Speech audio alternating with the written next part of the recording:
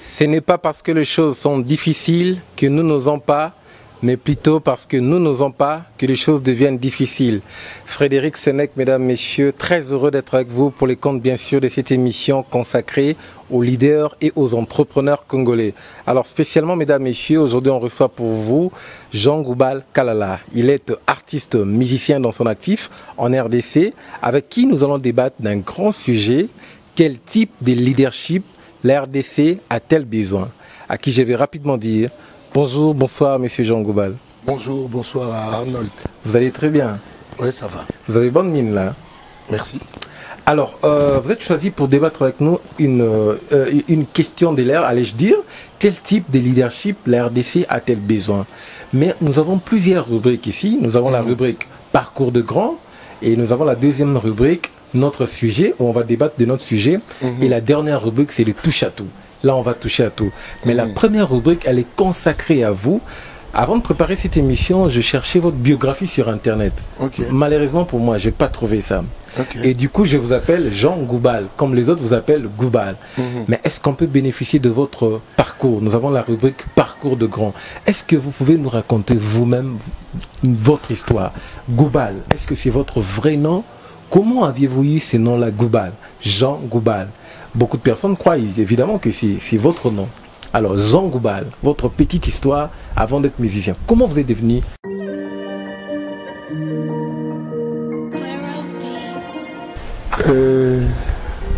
Non, je suis né artiste. Je suis né artiste. J'ai fait mes études primaires au collège Albert Ier, collège Boboto. CO là-bas.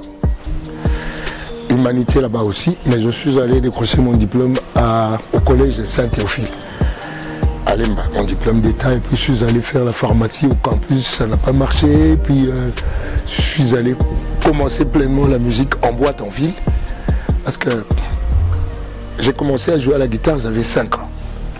C'est mon frère aîné qui m'a appris les premières notes de la guitare, ça c'était à la maison, on habitait Yolo, sur Wahanga, numéro 29. Parce que quand je dis ça, il y a Muketunga qui dit Venanga Yolo et puis Venanga Wahanga. Voilà, je salue Muketunga. La Coste. Didier, ouais. Donc voilà, c'est comme ça. Déjà, au niveau de CO, je jouais dans les orchestres du quartier. Je crois même déjà que j'avais les premiers fredonnements de Ilou, déjà en deuxième CO. Et puis avec le temps, je corrigeais mes chansons, etc. etc. Goubal, c'est un pseudo que j'ai eu en deuxième CO justement. Un pseudo me donné par un voisin de classe en ce temps-là, Jean-Paul Boyekwa Lusanja, que je salue. Il est vivant. Il est vivant, oui. Voilà.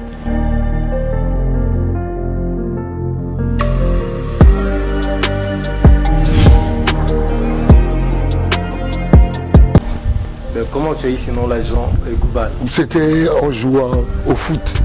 Au foot. Mais c'était une histoire, une histoire. Et puis, en fait, c'était parti Gouboul, Galal, Chouchou, Chala, et puis j'ai arrangé le nom, c'est devenu Goubal. Et c'est un autre ami qui a ajouté le D.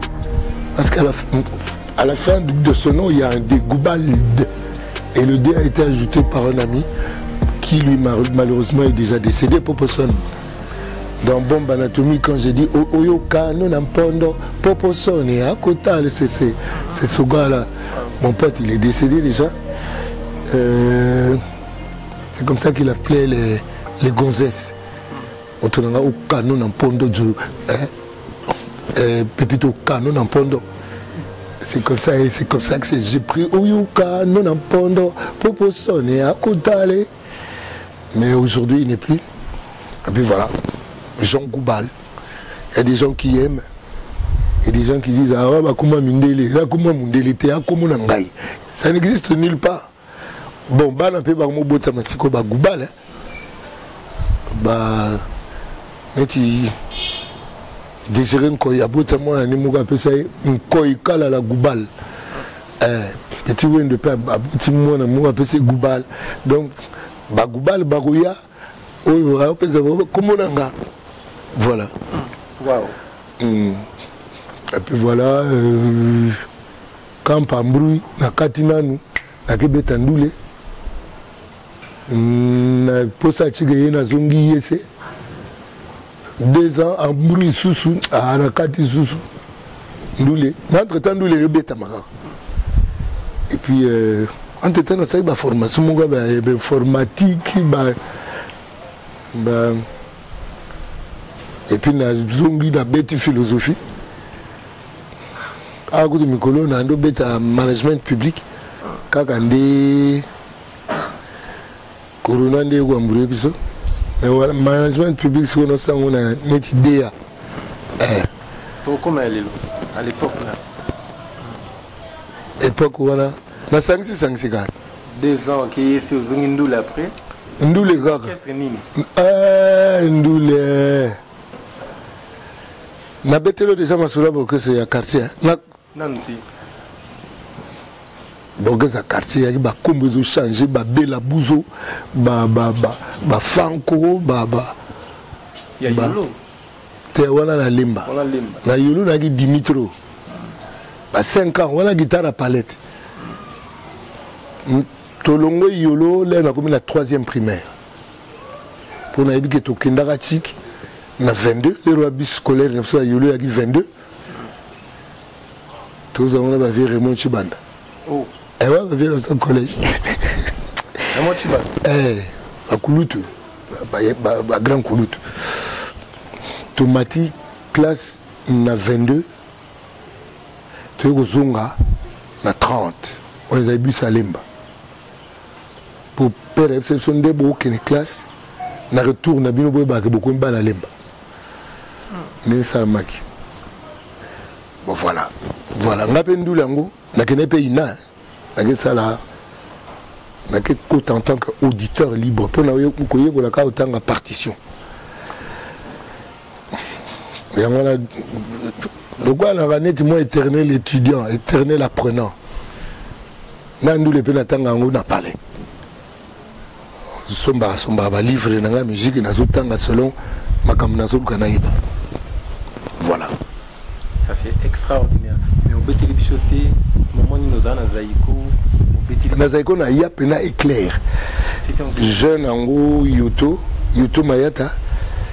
Aza jeune mon ando encadré bangona na jeune otobeta Yoto auto kufa kalaté personnel. Leur alungwaki ya merijo auto kufa pe kalaté. Ya merijo mais petit wana Yoto m'entraîner ils sont Goubal. Tous les agents Goubala. Mais wana ngapé déjà c'est na changer ndouli na tiki ba seben. Donc là, il fallait la bande de reprendre le beaucoup à Sebene, c'est qui mis donc qui. Dans ça qui tant mingi pénétré. Tant mingi. Donc moi, mais ça n'a pas musique, n'a pas boîte, la musique n'a pas recherche, n'est pas no bête, n'a pas yanké, n'a pas mpaka makolombindo. Il y a un mouvement, n'a pas mpaka makolombindo, et c'est muet comme au ouest. Et sangisi biso bata bongo folk na biso bata bampaka to sala quest. Et puis quest ango to bendani etikali na maboga Jupiter. Na beta pena madiata na beta na kalamasul. Beta rigena okumu 11. Na beta na redoutable attentif na beti mais on a beta na mikili na bave Gomez Gomez Pakoufa. Au moins, on a besoin de bandoule, on a besoin de musique grecque. On a grec, on a mindé la grec au balaga. La vidéo ça. On a besoin de la vidéo qui parle de. La retourne en haut. La vidéo, la photo, on dirait dans ma cassette dans le plan. Mais quand est-ce que Jean Goubal a décidé de faire de sa musique sa carrière? Tu te dis, si on est dans sa musique. La tangi banchik baningi na keba yesi na zongi baina maintenant te l'air tout wana non pesa on la musique ndule kaka l'air tout wana ndule naza passionné ndule gagne pain Quand est-ce que la musique gagne pas? Mais les news souvent des amis n'ont qu'à gagner pas. Les news souvent, les n'ont qu'à gagner pas. Passion dit. Et il y a au moins artiste à tout le monde a passion, il y a art naïe. De l'air mon pena au monde a l'iconde mais faut outar. Il faut naïe baboro bien. Dans l'air tout on a dans l'iconde des hommes mingité mais l'iconde. Yangwana. Quel est le meilleur souvenir de Jean Gobal durant son parcours?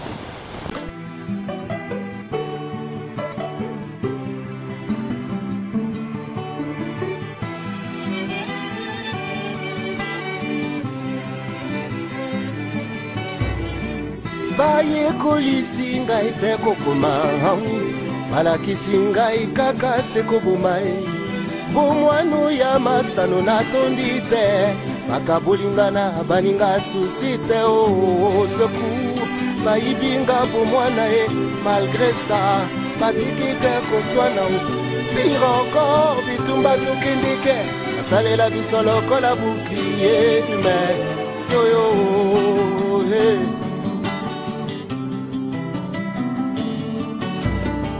Mobotini nyango oya kondima oya ye mwana asekana na moto la guerre commencé oyo bisa. Ah souvenir j'ai belé hein. Le meilleur. Ah na ngote ke o meilleur des abouis. Na kamwa na makamute. Na kamwa makamute. Surtout que je me prépare na ko kamwa ga makamute. Donc Namona va souvenir nous sera bien. Oh il y a bien. Défini.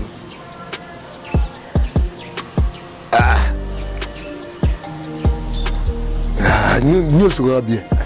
3 2 ma meilleur souvenir d'un parcours quand tu regardes tes enfants aussi ça j'ai eu ça grâce à la musique ou tel moment c'était bien.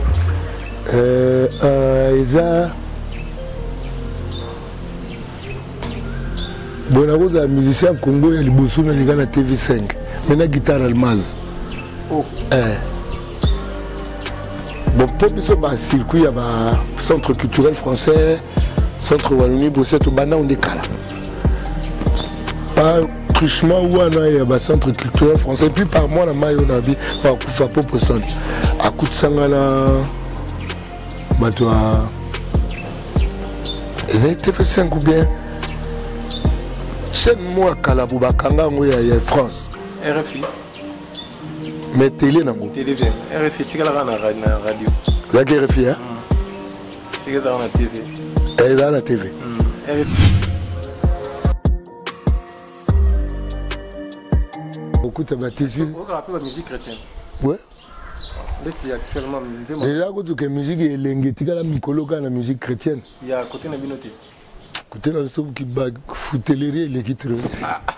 Qui foutait les qui trop. Ba musique chrétienne on dirait ba maïe les mingi na musique. Ndesi bana ni talent la musique chrétienne. Ba Mbiye Moïse. Ba Kalambai Mike. Ba Ripapa Cool Mato Bevana wala très la baron. Tes talents on dirait d'amis mingi côté kuna ba Kutaba na basi ba Mboui.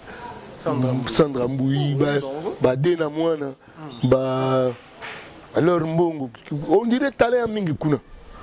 Talent Cindy a le talent oui. Tatiana Cruz.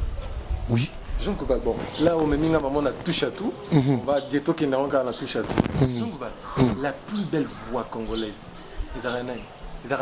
Le meilleur chanteur congolais Aranay. Aucune nuance mi balimba moko. Il y a une différence entre une belle voix et un chanteur. Ok. Ouais.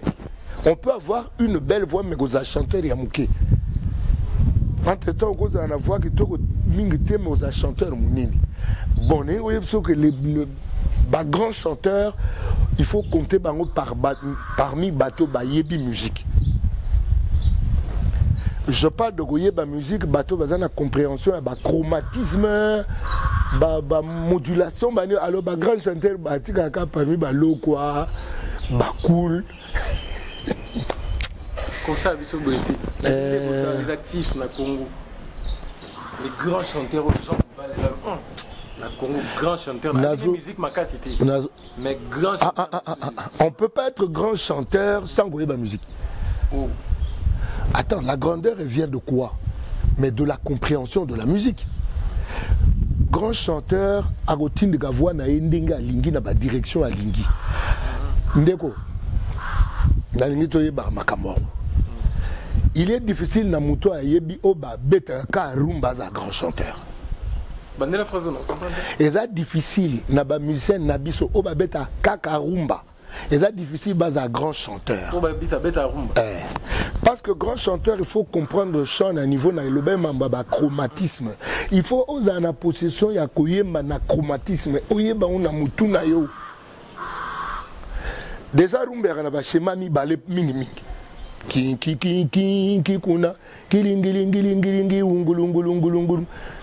C'est pour cela que comme a passé ba chanteur ya rumba ba ke na koyemba na ba musicien mususu. Libanda. Il est facile aux musiciens Moussous Libanda à côté na rumba. Mais il est pas facile aux musiciens na biso OPC musique Moussous Ayemba. Ba musicien na biso Oya rumba. Mais frère Ayemba regarde-moi. C'est style na biso ta. Mais comparé na regarde-moi wana na ngami soki neri la bosse ba lova. Tumba imana Kofi boy. Faire la Kofi. Est-ce qu'on a résisté? Comparé, on a regarde-moi. C'est blottir contre moi. Je fais le deuil sans pouvoir oublier. Comme le soleil, tu m'as ébloui les yeux. L'effroi me brûle. Regarde-moi maintenant.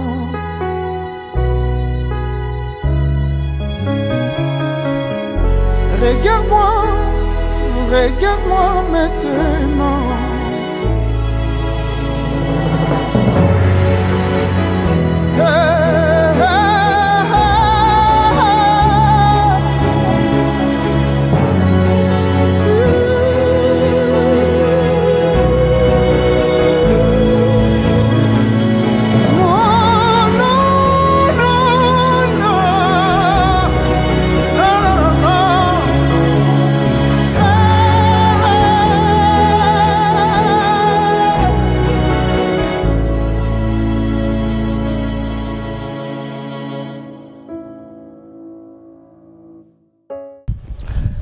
Regarde-moi la musique et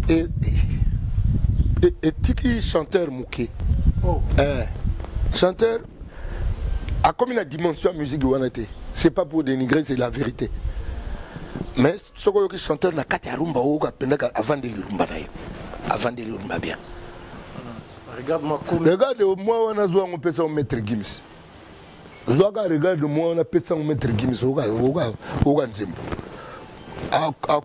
Comme je disais moi à niveau nango bino ba congolais ma bien mino beaucoup ka yoga vérité ce que je dis là et là en tant que spécialiste à Mamandoule alors attaquer comme Marc Rose to asoba attaquer ngana go expliquer ba nga que bozo attaquer mambo comprendre té continue mambo regarde-moi soko dans registre on a sur pisango quelqu'un comme Maître Gims la dimension ya musique ba schéma ya ba harmonie et ça munene mingi. Quand je parle de ça, je dis que la musique n'a pas besoin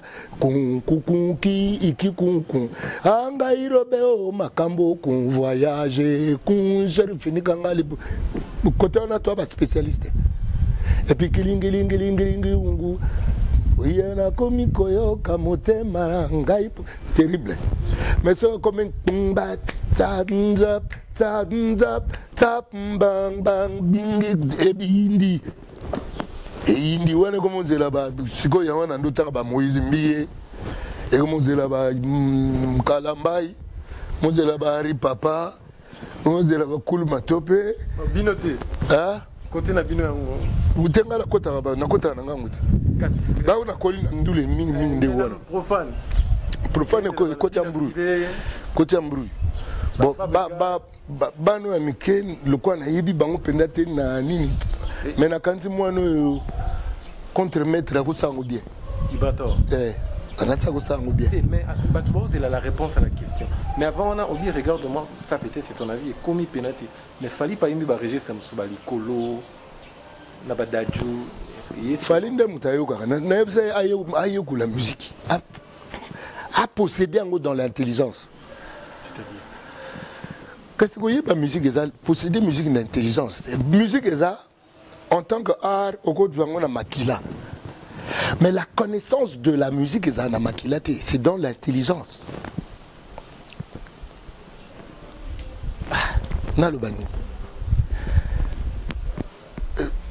L'intelligence. C'est-à-dire que l'aspect mathématique de la musique, do, mi, sol, si, et dans la makila, tu peux mettre un accord de do majeur 7. Il faut y avoir un cerveau. Oui. c'est pas facile, hein? Ah bon, la musique est engagée. Bon, comment il s'en sort, Michel Abisso? Il s'en sort, c'est pas. D'abord, il y a l'expérience qui fait aussi qu'au tourna trop, hein, avec les mêmes histoires, au kokiko, n'enregistre nayo, au koko, au dans la maîtrise, il y a registre nayo. On peut dire qu'il fallait être un bon élève à Yoga Gyo quand même. Balikola reste. Pas, il y a des gens qui viennent à côté court pour la musique. Kuna na mikil. Oui. Ouais, ouais. Là, il banait de goyer pour la musique. Il faut. Il faut que les professionnels ni locaux. Avant, on a quelqu'un qui touche à toi, hein, question me soumet. La plus belle voix. Ah, la plus belle voix, c'est quoi? Ah, même si on a un grand chanteur, c'est perdre. La plus belle voix congolaise. La plus belle voix congolaise. Et ça passe que le bango. Hein. Et ça passe que le bango. Pour. Les noms. Tu as pour ça analyse tes combos. C'est du cool. Bah, on va actif.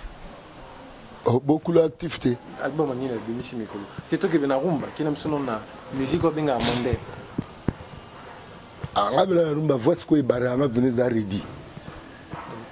La plus belle voix dans la musique. Ngai, pour nga voix Barangai, Zayaredi. Na posant na lingala, sur la plus belle voix. Mais tu as dit que Yemba, na rumba de la. Au moins, Yemba, ils ont plus belle voix. Ok. Toko, na lingala, ils ont nani. Na batu bino nyoso boyemba wan, tout le monde les gens go bat. Mais est-ce que il faut les caca, ça dépend de moi. Vous répondre à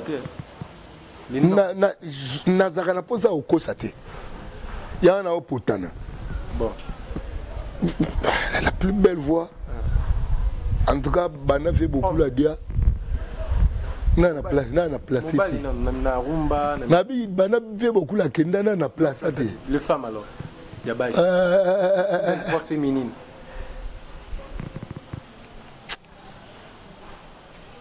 Si on a vu des namons le bao, bangoté.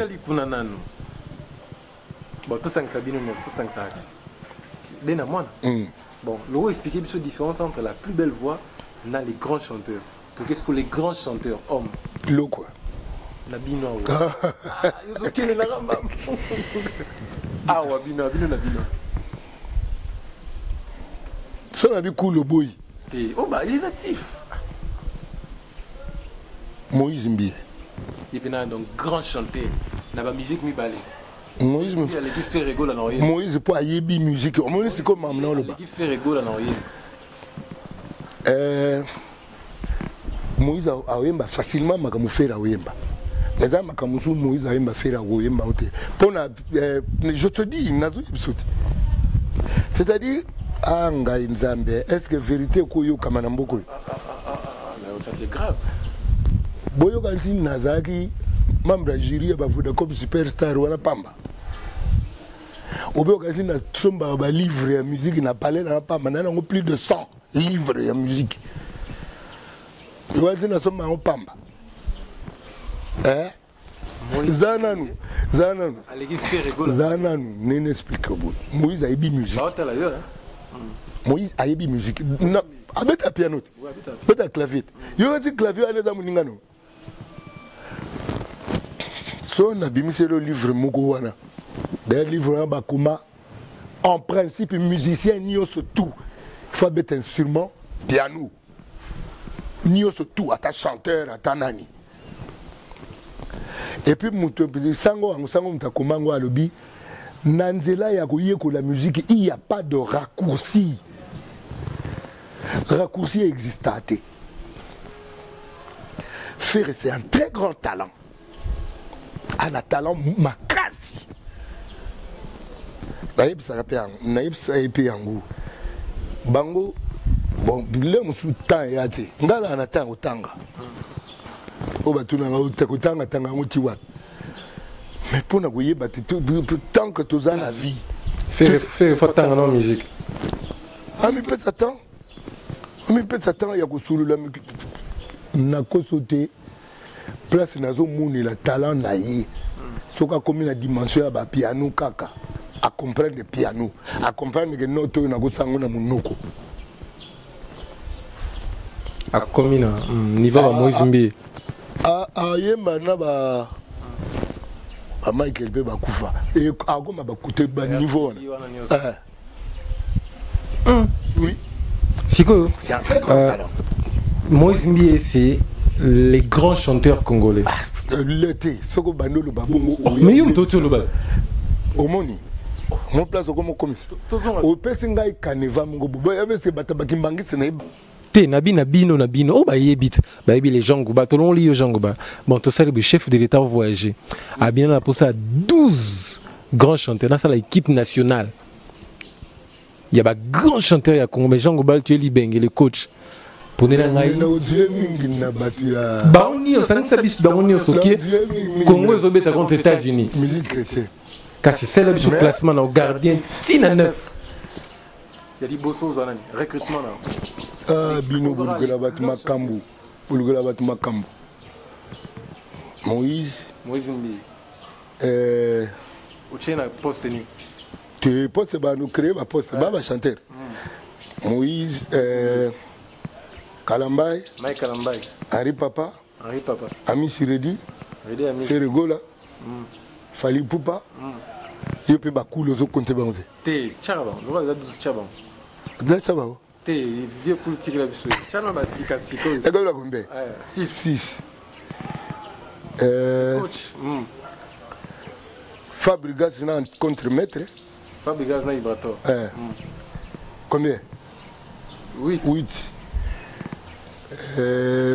rappelant un peu et mon pas Gochama yo coach yom to kena ba mon pas évidemment quoi yo coach ba défenseur attaquant mais pour ça beaucoup ne peut mboka mususu faut banze mu peza ba yebit te ba chanter kuna ba chanter kaka ba chanteur ba bito yo beta kukuna yo o te yo beta elute ba chanteur tombe tchabino na cœur pour ça dit que na komi comme na Kofi Olomide on est au Kofi mais mon il comme un grand chanteur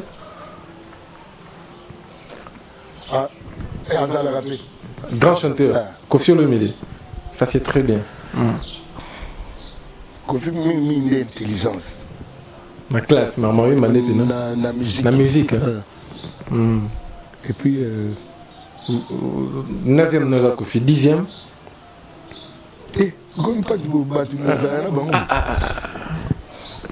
la télé c'est le temps, c'est que 3 secondes. 3 secondes. Donc 9 non. L'équipe écoute côté. Donc JB Piana Azate ko modifier sous JB Piana na kati ati.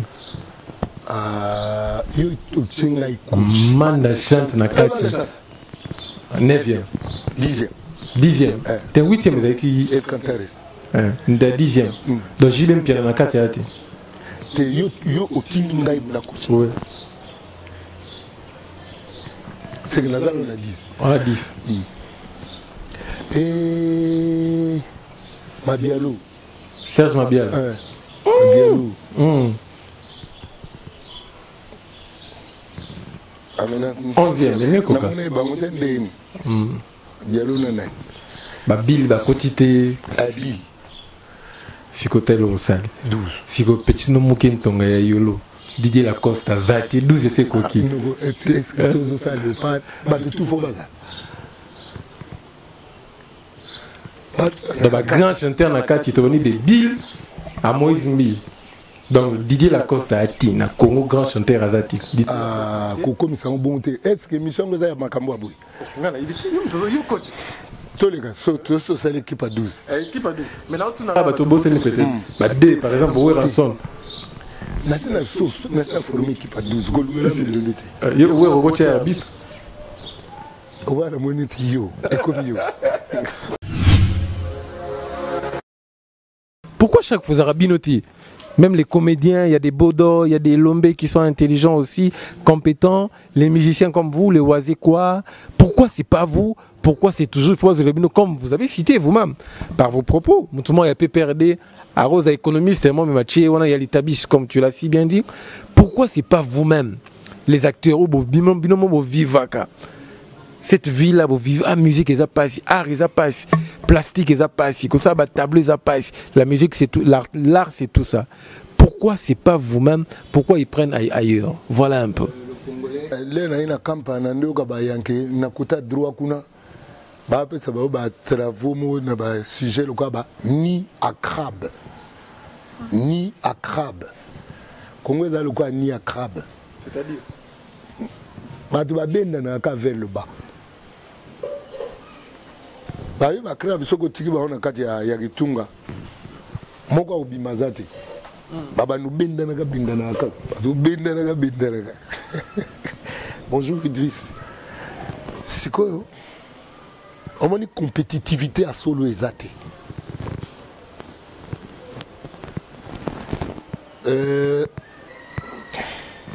Oui, mais mboka batu baye banaka. Soko che mutu wana ni sika boye ekokende bien. Batu baye banaka. Ngala ye bakango. Ngai nyeti ngambo. Mais avant de continuer l'analyse, le ministre de la Culture, Nanyo Aleka a convaincu durant ses 60 ans. Qui a boosté un peu la culture. Pour Bino, vous créez aussi de l'emploi. Quand on investit sur vous. Là, Chichi Akoma qui Premier ministre. Ministre de la Culture. On peut pour une fois, le ministère de la Culture de Fongoli ma solo ya ndenge culture ezole kana na monde. Il y a une période où tu sais que tokoko kende ba festival bo été pour na nini to contribuer à na ba mbongo yo ba mboka mso ekoti saka na ba biluka ba festival ya boboye ya ba théâtre ya ba musique bo pour une fois na mona to comme kuta na ministère de la Culture ba te belé. Ah ministre on a bossé comme on a eu. Na mitune ngabe ah. Do mambo ezalaka ezalane boy. Alors, de toi-même, s'il faut envoyer une liste de 5 ministres de la culture, à part Jean Goubal, et Goza Banane, dans le secteur, on a des musiciens. Bon, on a des comédiens. Il y a des musiciens. La culture, il faut que les culturels à costaud. Et ça y est, peut-être que moi quelques têtes. Né du moment déjà.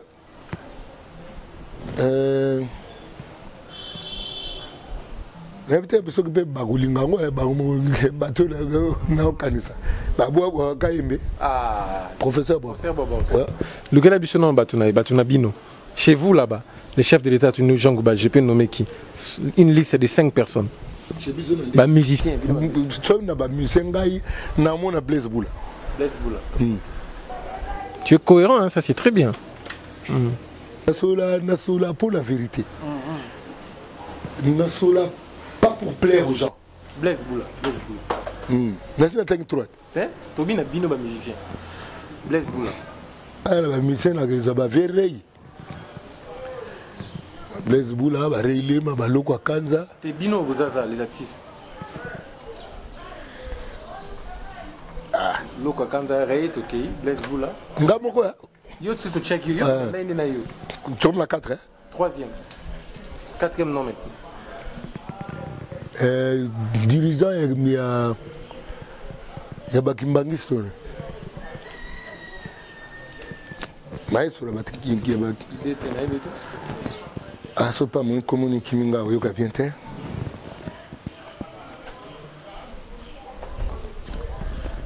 4e. Écalé. Na 5 non na Écalé. 4e tu division na Gimbangis. 5e Yasuka. Harry Papa. Le ministère de la Culture. Pourquoi ce choix? Pourquoi tu as porté le choix? Il y a force à caractère. Il y a la force du caractère, il y a éducation, instruction. Force à caractère, je parle de l'argent. L'homme congolais est trop faible face à l'argent. Mon papa Chicha, nous allons vaincre Mobutu, Boya Mbongo, Boya Bassi. Mais comme ça, il n'y en a pas beaucoup. Quel type de leader on va arriver. Mais le choix, j'ai compris. Ces caractères uniques, ça c'est très bien.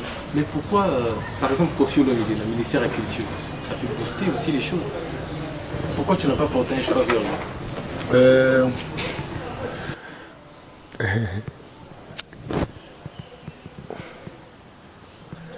Ministère, les ministères. Pour changer mon destination, il faut là. Et là où il y a dirigeant des autres. Hein? Ce qui des hommes ont dirigé le moment des années moi mouké. Et les autres au Matsende ni wama kamusa na Congo. Na Congo na mona mutu mona wuti koto. Bomoni penza ke boko pese boete mais bo pese pe. C'est-à-dire ndeko on me dit tout à l'heure ndé orchestre tambola. Personnellement na go pesa mutu oyo ya ba orchestre bokonzi ya bongote. Tetolo bela Kofi Olomide. Orchestre non comme on va éviter mais quartier latin s'imposa. Gachon importe les bandes de son groupe. Et risque parmi groupe est stable dans l'orchestre que les Gachon son habit mambako. Mutafuta pego les gamana ba orchestre Blaise Boula Tibeza l'orchestre la gestion muta respectaka moninga moto ena musana yi kwanga ate comment orchestre nous a Jean Goubale son groupe et puis groupe avec ça modula muta indépendant à côté na déjà tu c'est par respect que je fais ça. OK Kofi Olomide na ko zo bana bato na komisa bango basai na ngai te sans assurance ni maladie sans non je peux pas. C'est par respect pour Nangaï na pour na bango na sarabon.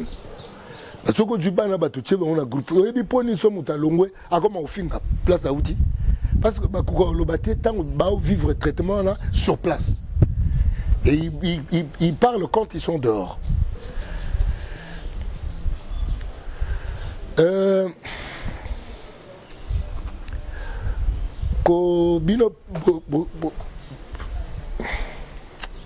Congo est un âge de maturité.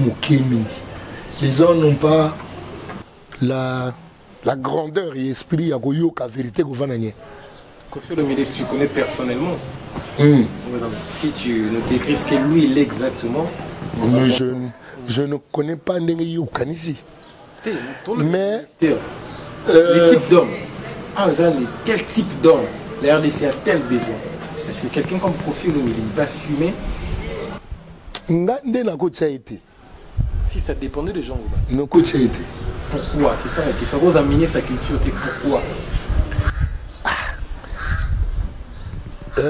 Il faut défendre forcément pour le caractère. Les musiciens ont une force à caractère. Là, tu n'as pas Fachi.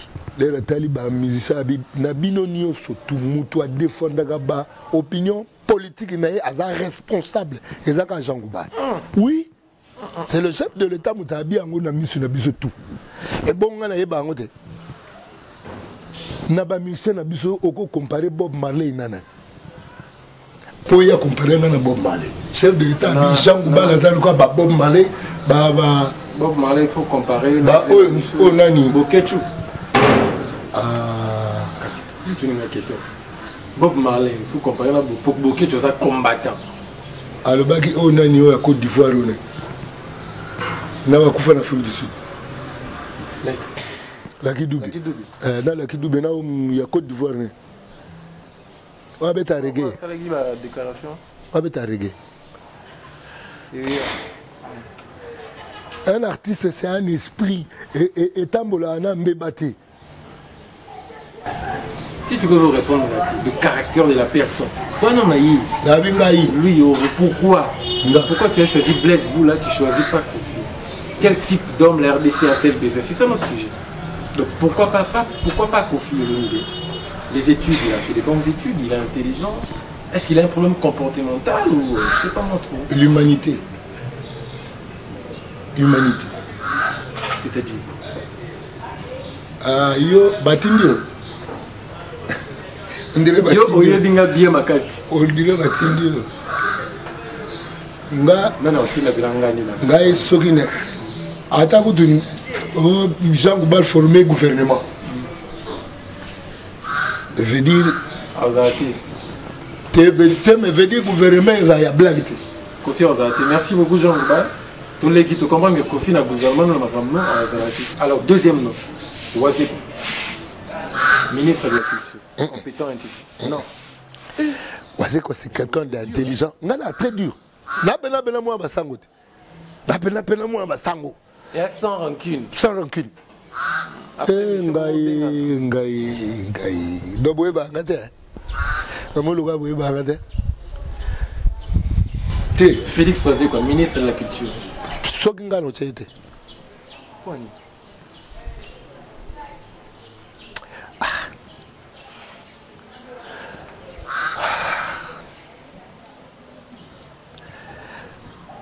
Na rotia mutu so na moni circuit. Na entourage na yi. Hein? Il y a nani babenga ni témoignage ça bien. Mais ce entourage no banko ezali un homme d'État, il faut un comportement, il y a parent. Mais c'est pas ce que je vois c'est pas ce que je vois. Alors, ce qui est une observation, c'est que un parent, c'est celui qui peut se sacrifier pour la banane. Ça doit être ça, un homme d'État. Un homme d'État est un slogan. Ça doit être quelqu'un, il y a le peuple d'abord. Mais dans le groupe, il y a moi d'abord. Moi d'abord. Alors, ce que moi d'abord, le groupe, nous avons très bien, arrêtez pour qu'on passe. Mais le ministère de la Culture, cette fois-ci, il y a un politicien, il y a MLC, un message avant qu'on passe. Sujet pour qu'on clôture. Un message au chef de l'État. Mais est-ce que tu as un message à cœur du père adressé au chef de l'État pour cette fois-ci au moins? Si on a adressé un message au chef de l'État, je dis ceci. Il n'y a jamais eu de mauvaises troupes. Il n'y a que de mauvais chefs. Ah bah le bakeo, Union sacrée, Zabis, Yanini, Bazabisité. Ils ont été ceux qui ont été avec leur chef. Toi tu es un autre chef. Fils d'Étienne. Naïbi Bariguer, il y a papa Étienne. Namona on le gars Bariguer a père Nabso. Yamana n'a pas moi confiance. Parce que ça ne dépend pas de la troupe, ça dépend du chef. Ah oui. Ah oui. Très bien. Du coup, on entre directement. Quel type de leadership ou de leader dont la RDC a-t-elle besoin? On a bien éduqué, bien instruit. Oh. Oui. Et des gens d'humanité avérée. Des gens qui savent regarder l'autre comme eux-mêmes. Voilà. D'abord, linga moninga loko komi linga yompenza. Voilà, type ya ba leader to wana bango posa. Déjà leader soko ke ozo ba million ya l'état pour na yo moko. Tu n'es pas digne d'être un chef ya bateau. namona ndenge ba congolais ba kotela ka ba Madère na bango bon Madère na vi leader au pluriel na lingala OK li gablo ma gablo leader Madère OK moto ba pene na mbeba moyibi oh tiens leader na biso ayibi c'est quoi ça et tu me vois dans un parti politique il y a ba konzimo ba fa quoi mon na olongwa ouais c'est extraordinaire. Donc, non mais attends pas Congo que na liboso to na posa rigueur mais rigueur n'a pas été mais yibi nyoso totangi ba kombo batanga ba kombo akenda na kasho esika na bongo za cap ojongi simbongo à l'étape ok na kasho ojongi so ba pena yo kasho ojongi simbongo à l'état ko la classe politique yo na mibi nyonso. C'est ça qu'il faut, c'est facile. Et ça dépend du chef. OK. Chef yo Pesaka va respecter justice. Point un point un trait. Mais la vie chef, il m'aura corrompu qui peut être député. Papa Molière qui a dit ça. Le même avec 15 000. Comment tu vas lutter contre la corruption pendant qu'au sommet de l'État? Ça c'est par rapport au type de leader dont on parle justement pour notre sujet. Nous ne sommes pas dans une émission politique malheureusement, mais j'ai dit seulement que Papa Molière a assumé dans une émission d'un confrère que la corrompu qui va député va faire tomber Jani Mabunda. Contrairement à ce que vous dites, que le chef de l'État est serein dans ses propos pour la lutte contre la corruption. Mais lui, il a révélé la corruption où tu as sommé. FCC wana ba député belé bazali na FCC wana ba vota matin ba vota matin bata bongolé ba komo yoka menace ya ko dissoudre le parlement ba yebi ke tokota na fenêtre na parlement oyo so ba dissoudre auto zonga souté tantino pe asa ne pe biso elo mo abienté parce que gestion ya mabunda otangi wana tunaka ba député ba yebso que considérer humanité ezaki penza te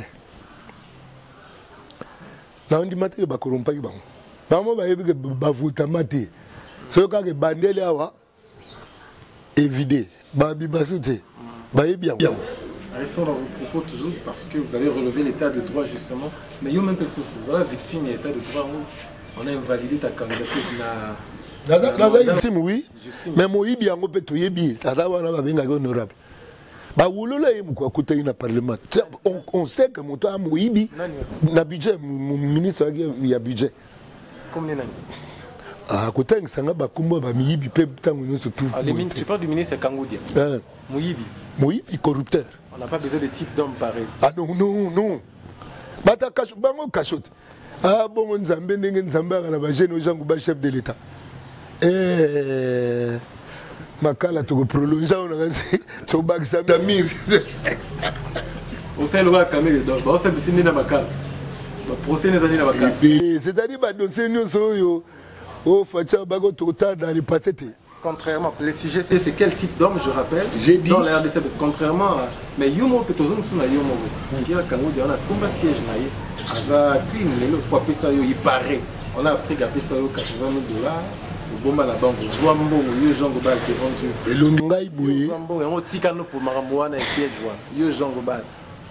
Zouambo, quel type d'homme la RDC a-t-elle besoin? Yo la corruption, tout tika. Mais Yomo, tu as été cité parmi. C'est-à-dire que Ngai. Na ke oteka confiance ya bandeko ba votenga na tekele en Kangoudia mutu attends est-ce ngane si to kutana bo et puis na mituna na nous so to kutani bo so akoko fixer nga miso so akoko fixer nga na miso ndala wale musu comédien le musu nduli sende bo mona wana mena de si pri ya ko tarlate biso to bata ba jara ba Eli ba prophète Eli. Ah, Marga Jacob. Na bata pepele te obutsaka na ba gouvernement oyo de ba doit no chiper ba mbongo ba kanya ka l'air tout. Et puis fonctionnement administration na biso eza kilo pour la corruption. Ba papier mususu oza na posta te ko kuta na moto papier salami okenango ko luder pour nini pour mi kondi corrompu. Non, Kangoudia ne peut pas m'acheter, moi. Attends, propagande Kabila Naboui. S'il y avait de l'argent. Bozo Naboui kutu mutu likonde go utamu ebele na ya côté ka confiance na 80 000. Tena dongi mu. Na yebi na lemba te. Bwana mwakala. Na yebi te nga yebi te na mona ega na TV. Na mona ega na TV yebi te. C'est dommage d'avoir ce type de leaders en RDC. Non, c'est dommage. Dommage, c'est ça les gens qu'on rencontre dans nos partis politiques. Des gens minables. Ça, c'est des minables. Je parle du cœur. Une noblesse du cœur. Quand on ne l'est pas, on est minable dans le cœur. Minable. Je sens. On va quitter parce que ça fait très mal. Bah. Non, et ça n'a pas passé. Et les cas, comment on dit Dieu, le ministère de la Culture, nous sommes là pour ça. On aura des séries d'émissions, micro, on va s'imposer pour Jean Gouba. Vous méritez quand même ça. Même Fachi, Félix Tshisekedi, lui-même il est conscient que le ministère de la Culture, il nous faut un Jean Gouba. Ah mais ils ont bien. Oui, ça moi-même personnellement, j'ai mis impose pour ça, je connais les cerveaux. Ils ont bien.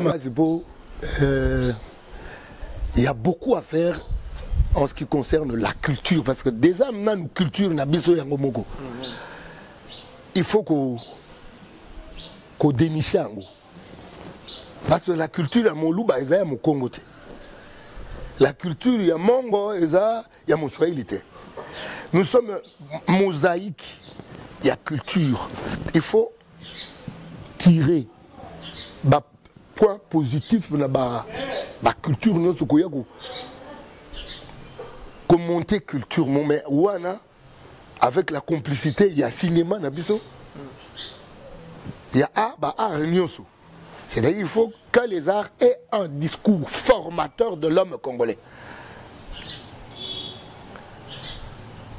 Les talibans américains, ils ont un projet. La propagande silencieuse. Il y a des Indiens, des peau rouge. Mais si on va présenter des peau rouge, on va présenter des méchants. Pour effacer la mémoire collective qui bandit au Bango Baza. Mais nous devons avoir un discours. Ce qu'on a au moins on a des discours exatés. C'est-à-dire que Maboke est pour abrutir. Il n'y a pas de discours. Il n'y a pas un projet autour. Il y a discours à l'homme congolais. Ça me pousse à te dire, qu'est-ce que tu vas faire, Kinanga, si tu devenais ministre? J'ai dit si tu venais, je le tutoie parce que c'est mon vieux et mon grand ami ici. Donc, permettez-moi de le tutoyer. C'est mon grand frère et mon vieux, mon pire vieux. Souffrez que ça soit comme ça. Donc, il me tutoie et Arnaud, tu vois, et je le tutoie. Vous permettez quand même. Mais j'anticipe, Jean Gouba, ministre de la Culture. Tu vas faire quoi pour booster la culture? Mais c'est que pour dans un centre culturel digne de ce nom, il y a Congoté. Pour la culture, nous profitons d'un centre culturel français, dans le centre Wallonie-Bruxelles. Quand on a monté la moto, et c'est que Jean-Jacques Azana, toujours des problèmes. Déloger. Mais nous devons créer nos propres espaces. Il y a culture. Ah, on a alliance na Lemba. Sogeta là. Espace à culture. Mais tu sens que. Mais beaucoup de choses, le ministre va y avoir que Baboro Anezai Makamba culture. Mais la culture, jeu de dames, on va championnat dans le monde. Jeu d'échecs, Scrabble. Mais comment on va mettre Scrabble dans Nzela Yamawakate? Pourquoi beaucoup organiser en côté? Mais pour donner une âme à une jeunesse, il faut encourager jeu et esprit. Namon a question pour un champion, namon a jeu de chiffres et de lettres. Évitez, normalement, bago organiser on peut cause ministère de la culture dans sponsor. Mais rien. Ministère de la culture d'abord goûter organiser rien. Ngana nanini. Vodacom super. Il fallait tous la icône des Américains. Baya to luka batala na biso nga découvrir moi no innocent. A découvert na Goma. Ba beta première partie nanga. Ba qui 4 frères. On a un talent, boy. S'il m'arrivait quelque chose, il y a quoi pousser binon, je le ferai. Na combien de fois comme superstar à Kenya na Luka et innocent abimate. Yom to kenam innocent. Innocent yom to yana. Oh. Ngate concours ya Vodacom superstar mais promesse nanga za wana. Et nana ba petit ba bongo na bamboka msona ba Congo on a yebi. Mais yo ganti soki ministère de la culture a eu initiative ya osa bongo. Que ça recensement ya ba talent à Zanango. Dans tous les domaines. Un fonds de promotion culturelle ça va. Mais c'est pour ça ministère de la culture de Kokoma et comment vous allez le ministère de la minute. D'accord, oh. Attends, ce qui est bino ministère beaucoup mieux organisé la production, il y a des talents nabino. Ndeko, est-ce que film il y a angolais, Nigérien. Mais c'est parce que la culture, c'est l'âme d'un peuple. On a comme une culture ministère moi matabi. C'est pour ça vice primature, vice premier ministre, ministre de la culture, normalement. Surtout que nous ici c'est un don. On les sent. La musique, l'art, tous les autres là. Mais c'est ça, et ça on a des mots de besoin coltan batek la bino na Rwanda. Bozana fali pour abimisa musique, il faut pas que ne ivoirien mo bazo ayeba même na poto. Tozana ba faire il faut débriller pour que ça l'état que ça c'était. Faire la promotion de l'art mais que ça ngoya solo. Le ministère a quitté le budget, mais fabriquer le budget. Oui, créer le budget. Au moins, il y a déjà comme un ministère de la culture. Ça, c'est extraordinaire. Mais, Jean Global, malheureusement, nous tombons vers la fin. Mais il y a un jeune qui s'appelle Rudy Mukwamo. À sa carte, moi, je vais permettre de nous, comme la chaîne YouTube. Ou booster chaîne YouTube, ou booster page Facebook. Rudy Mukwamo, je t'autorise aussi. La carte là, c'est vend à un prix. Mais yo, commandé à nous, à la maison, je voulais te faire la surprise. La carte Maxi Cash. Okay. Tu as une page Facebook, tu as une chaîne YouTube. Pour ça, booster pour atteindre un grand nombre de personnes, même si tu fais ça déjà. Même pour la monétisation. Pour c'est que la carte, ça te facilite le droit. Bâtine de la Europe. Donc demande à Rudy Mukwamo. Bon, Rudy Mukwamo, ngana ebiote, mais ça est précédé, il cambia bien. Nako lingana adhéré na likambo. Maxi Cash. Naza na posta nango. Kitoko me oba raté. Mais n'a pas c'est pas motango Rudy Mukwamo. N'a pas c'est moté déjà. Kitoko, c'est très bien. Voici la carte Visa Maxi Cash conçue pour vous.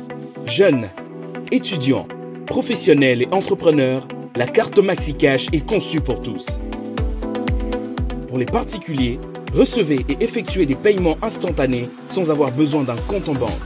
Pour la diaspora, évitez la paperasse pour vos transferts au pays ou recevez votre argent du pays en toute tranquillité sur votre carte Visa Maxi Cash. Pour les entreprises, effectuez les paiements en vrac à vos partenaires ou à vos employés en un clic sur notre portail. Pour les entrepreneurs, recevez vos paiements en ligne grâce à notre passerelle de paiement directement sur votre carte Maxi Cash. Commandez votre carte aujourd'hui avec une livraison à domicile ou au bureau. Maxi Cash. Il faut qu'Ozala Nayango. Entre l'amitié et la vérité, je préfère la vérité. Mais je reste ami. Ami à continuer l'idée. Ami à Félix. Oui, écoute, ça va mal interprété. Non, ensemble, deux paysans compris. C'était ton avis. Les thèmes, c'était quel type de leader? Tu as parlé de caractère. Ça, c'est très bien. Merci beaucoup, mesdames, messieurs. Nous sommes arrivés à la fin. Vous devez être les changements que vous désirez voir dans ce monde. Mahatma Gandhi. Au Congo, tout y est, sauf l'homme. Jean Goubal Kalala, sa citation. C'est avec ça, bien sûr, mesdames, messieurs, que nous terminons cette émission. Mais la fois passée, il m'avait promis qu'il va lancer bientôt son livre. Jusqu'aujourd'hui, je ne sais pas pourquoi, il ne lance pas toujours son propre livre à lui. Il fait que lire les auteurs, les autres auteurs. C'était à la présentation Arnaud de Tienny. Sinon, portez-vous bien. Bonsoir chez vous. Merci Jean Goubal. Merci Arnaud. Ah, qui te revient. Je confie en l'autre. Non, tu n'es pas lié. Et ça, hein?